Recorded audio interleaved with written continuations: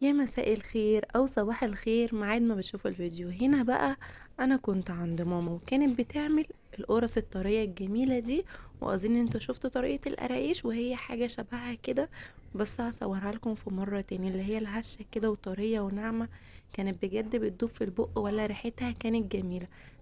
للاسف ملحقتش اصورها عشان روحت لقيتها كانت عاملاها، بس كانت داخله في الفرن وريحتها كانت جايبه اخر الدنيا. وهصورها لكم بكل تكاتكم. تعالوا كده نشوف قبلها بيوم كنا بنعمل ايه. كنت بوريكم منظر اوضه الاطفال، كانت ولا السر عدو ولا حبيب. دايما كده طبعا اطفالنا بيقلبوها. مسكت المرتبه غسلتها وقلت لا، انا هعمل تحت السراير مع اني لسه عاملاها في العيد، بس عشان تبقى نظيفه اول باول كده يعني ما تتعبنيش فيما بعد. عملت تحتيها وكان تحتيها حاجات، وبدأت ان انا ازق السرير، يعني هخليهم كده في وش بعض، ان في ظهر السرير فيشة. لما زقيته كانت في جنبه، فانا حبيت ان انا احطها في ظهره. هنا بوريها لكم اني ملكة اتكهربت فيها.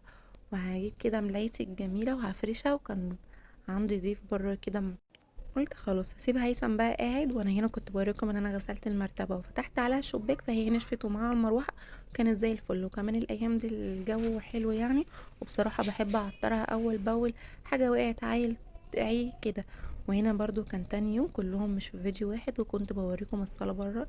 انا مسحتها وغسلت المفارش وغيرت مفارش اول باول كده. ايدك في الحاجه بتبقى نظيفه، والشقه كانت زي الفل ومشغلين البخور فيها، وكانت يا سلام على الروايح بتاعتها وعلى النظافه.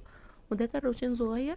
وكمان كنت في كوكيز كده كان هيثم عامله، فهنزله لكم واوريكم هو بيعمله. وهنا كده كنت قاعده بذاكر لليندا طبعا اول باول، هي واخده اجازه من المدرسه. هي لسه في كي جي 2، فهي خدت خلاص اجازه.